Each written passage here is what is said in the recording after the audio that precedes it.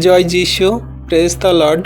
আমরা আরেকটি বার সুন্দর সকালে নতুন ভিডিও নিয়ে চলে এলাম। আর এই ভিডিওতে আমরা আজকে বাক্য নিয়ে আলোচনা করব প্রত্যেক দিনের মতো, যে বাক্য প্রভু আজকের এই দিনের সকালে আমাদেরকে দান করছে। তো আসুন বিশ্বাসী সন্তানরা, সবাইকে রিকোয়েস্ট করব ভিডিওটি প্রথম থেকে শেষ পর্যন্ত দেখুন। এই বাক্য দ্বারা ঈশ্বর প্রভু আপনাদেরকে অনেক অনুগ্রহ আশীর্বাদ করবেন আমরা বিশ্বাস করি। আসুন আমরা বাক্য সকল দেখি। রোমিও 10 অধ্যায়ের 11 পদে কি বলছে? কারণ শাস্ত্র বলে, যে কেউ তার উপরে বিশ্বাস করে সে লজ্জিত হবে না। আমেন। তাহলে দেখো বিশ্বাসী সন্তানরা, এখানে সেই রোমিও পুস্তকে কেমন করে সাধু পৌল যিশুর সেই কথা সকল জানাচ্ছে। সাধু পৌল বলছে যে তোমরা যারা জগতের মাঝে আছো, তোমরা প্রভু যিশুর চরণতলে আসছো, তাহলে তোমরা বিশ্বাস করো। শাস্ত্র বলছে, অর্থাৎ প্রভু যিশু বলছে যে তোমরা যে কেউ আমার উপরে বিশ্বাস করো সে কোনো মতে লজ্জিত হবে না, সে কোনো মতে বিনষ্ট হবে না, সে কোনো মতে পাপে পড়বে না, সে কোনো মতে দুঃখে কষ্টে থাকবে না, সে কোনো মতে জীবনে চোখের জল ফেলবে না, এবং সে কোনো মতে সে অন্ধকারে কারাকূপে অর্থাৎ নরকে যাবে না। তাই বলছে এখানে, যে কেউ তার উপরে বিশ্বাস করে সে লজ্জিত হবে না। লজ্জিত মানে কোনো মানুষ তাকে অপমান করছে, লজ্জিত হওয়া সেটা নয়। লজ্জিত মানে এই বলছে যে আমরা কোনো মতে অনন্ত জীবন থেকে বিচ্ছিন্ন হব না, বা আমরা যে তার উপরে আশা রাখছি সে আশাকে তিনি নিরাশা করবেন না, অর্থাৎ তিনি আমাদের সমস্ত পাপের ক্ষমা দিয়ে অনন্ত জীবনে নিয়ে যাবেন। এই আশা আমাদের তিনি সর্বদাই বিফল হতে দেবেন না, সফল করবেন। তাই বলছে তোমরা কোনো মতে লজ্জিত হবে না। 12তে কি বলছে? কারণ ইহুদি ও গ্রীকের মধ্যে কোনো পার্থক্য নেই, কারণ সেই একই প্রভু হচ্ছেন সকলের প্রভু, এবং যারা তাকে ডাকে তিনি সবাইকে ধনবান আশীর্বাদ করেন। কারণ যে কেউ প্রভুর নামে ডাকে সে মুক্তি পাবে। আমেন। তাহলে দেখো বিশ্বাসী সন্তানরা, এখানে আরও সুন্দর করে পরিষ্কার করে জানিয়ে দিচ্ছে। কি বলছে? যে কোনো ধনবান ব্যক্তি বা গ্রিক কি ইহুদি কি বড় জাতি কি ছোট জাতি, কে ঈশ্বরের মনোনীত সন্তান কি প্রফেট কি পাস্টার কি সিস্টার কি নানান রকমের যে প্রভুতে থাকা যত সন্তানরা হোক না কেন, কোনো রকম প্রভুর কাছে কোনো পার্থক্য নেই, কোনো বিভেদ নেই, কোনো উঁচু নেই, কোনো নিচু নেই, কোনো বড় নেই, কোনো ছোট নেই। প্রভুর কাছে সকলই সমান, সবাই একই। যে কেউ তার নামে ডাকে সে আশীর্বাদ পায়, সে ধনবান হয়, সে সমস্ত প্রভুর দয়া কৃপা করুণা পায়। সে চোখের জলে থাকলে প্রভু তাকে হাসি মুখে ফিরিয়ে দেবেন।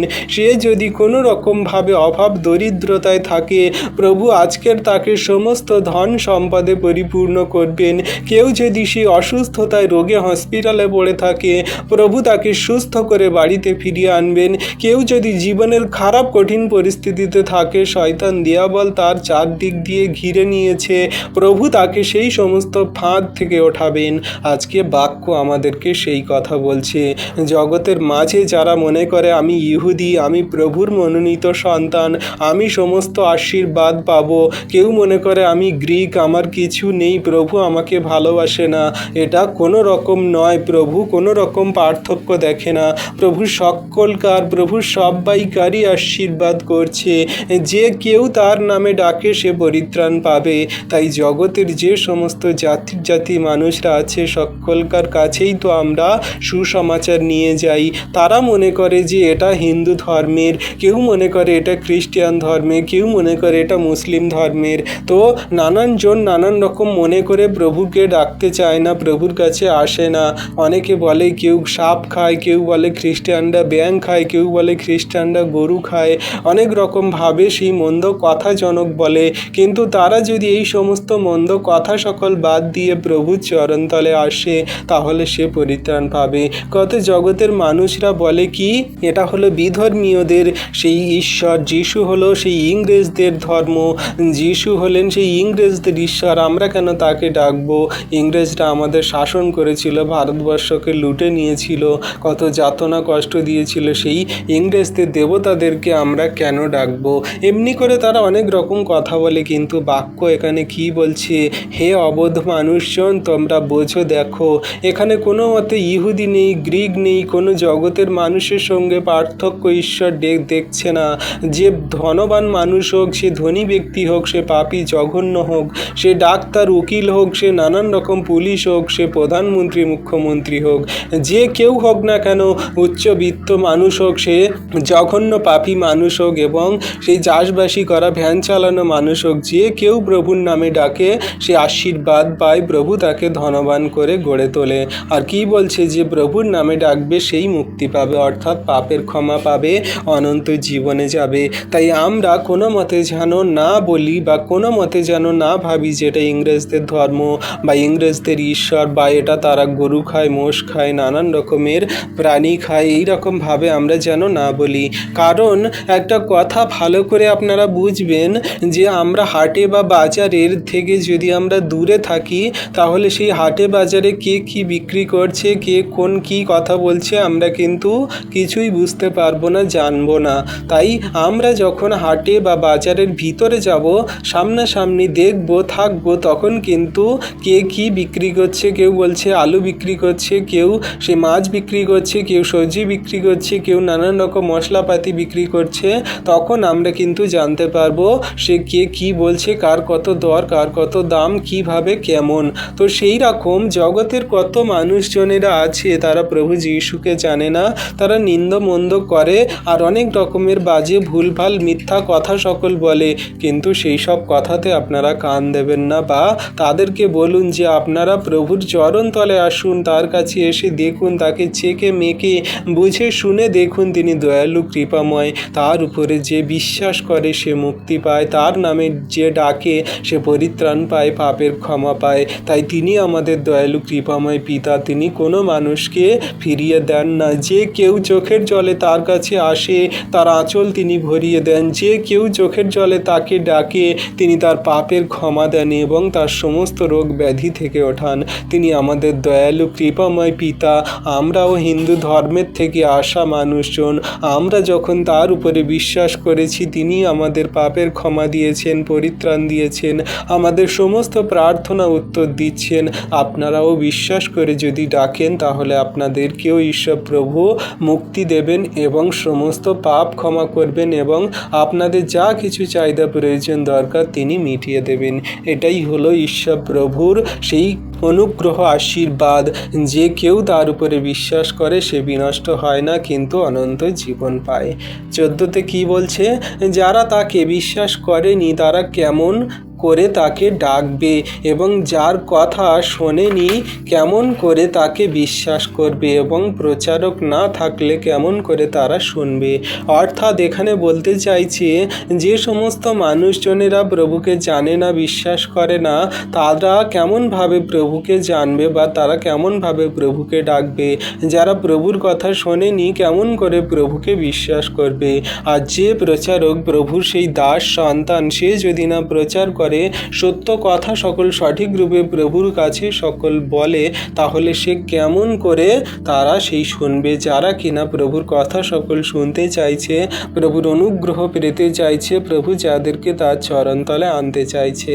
তাই বলছে এখানে, আমরা যে সমস্ত মানুষরা প্রভুকে জানে না, বোঝে না, বিশ্বাস করে না, তাদের কাছে সেই প্রভুকে ডাকার জন্য, বিশ্বাস করার জন্য সুসমাচার প্রচার করতে হবে। যে সমস্ত মানুষরা এখনো পর্যন্ত প্রভু যিশুকে শোনেনি, তাদের কাছে সুসমাচার নিয়ে যেতে হবে।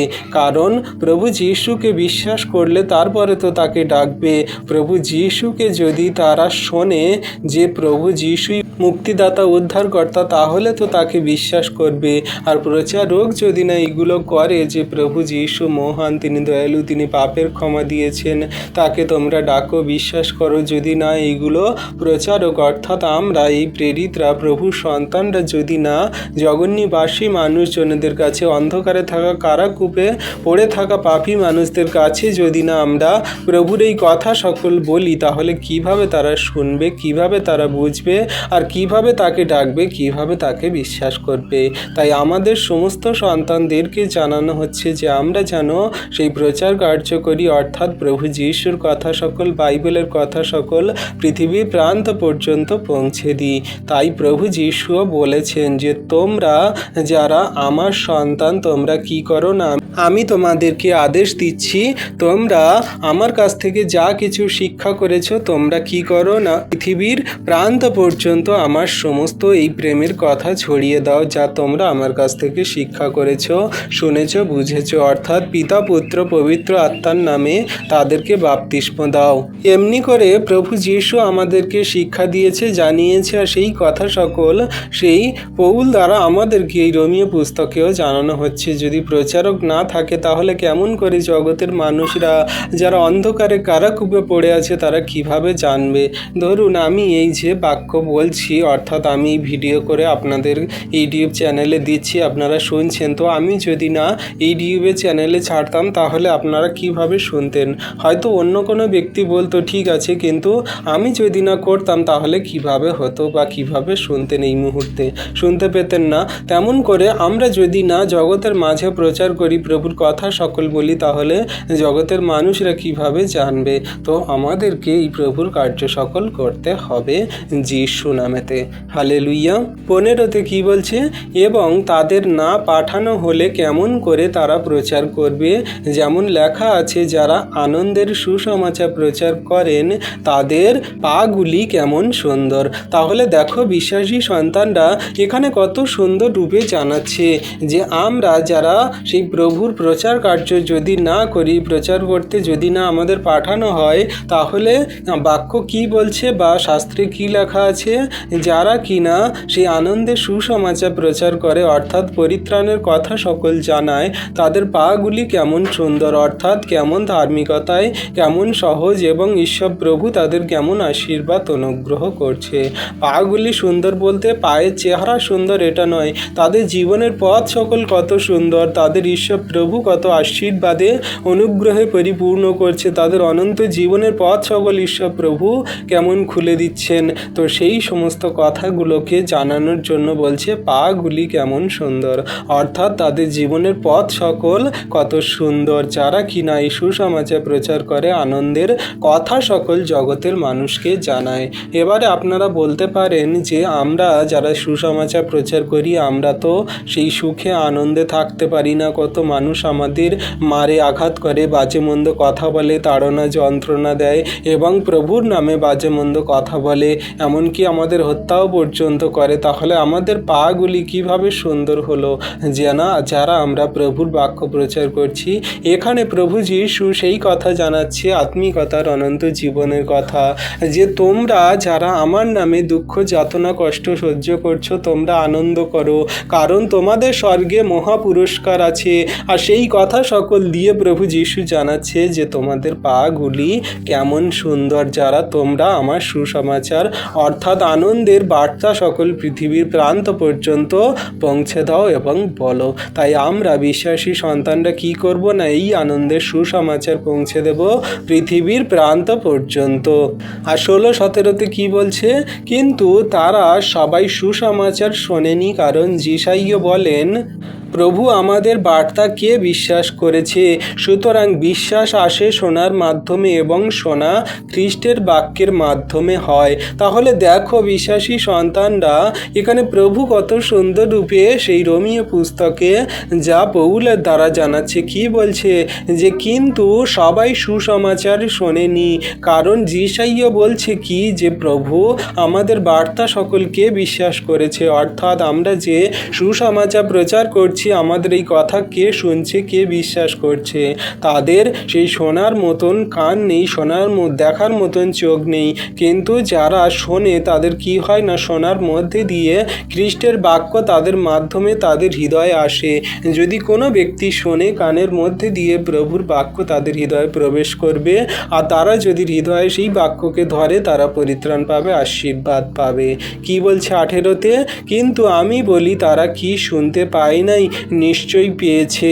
তাই আমরা যারা বাক্য শুনছি বা বাক্য হৃদয়ে পৌঁছে রেখে দিচ্ছি, আমরা যেন বাক্যকে রাখি। আর কি বলছে? তাদের আওয়াজ সারা জগতে ছড়িয়ে পড়েছে এবং তাদের কথা জগতের সীমা পর্যন্ত। আমেন। তাহলে দেখো বিশ্বাসী সন্তানরা, আমরা যেন প্রভুর এই বাক্য সকল সঠিক রূপে কার্যকারী পালন করে চলি। আর প্রভু বলছে কি যে পৃথিবীর প্রান্ত পর্যন্ত আমার এই বাক্য সবাই শুনবে, জানবে, বুঝবে। আর যে কেউ আমার এই বাক্যকে কান থেকে শুনে হৃদয়ে বিশ্বাস করবে সেই পরিত্রাণ পাবে, সে অনন্ত জীবন পাবে। তাই আপনাদেরকে হাত জোড় করে রিকোয়েস্ট করব, আপনারা প্রভুর বাক্যকে শুনুন, হৃদয়ে ধারণ করুন, কার্যকারী পালন করে চলুন। আপনি যে জাতি, যে ধর্মের, যে ভেদের, যে নানান রকম ডিনোমিনেশন, কাল্ট হোক, যে নারী হোক, পুরুষ হোক, আবাল বৃদ্ধা বনিতা হোক, যে কেউ হন না কেন, প্রভু আপনাকে আজকে সেই বুকে জড়িয়ে ধরছে, আশীর্বাদ করছে এবং আপনার অনন্ত জীবন দান করছে, যদি আপনি তার উপরে বিশ্বাস করে তার আজ্ঞার শিক্ষা সকল পালন করে চলেন। ঈশ্বর প্রভু আপন বাক্যে সকলকে আশীর্বাদ করুন। আমেন।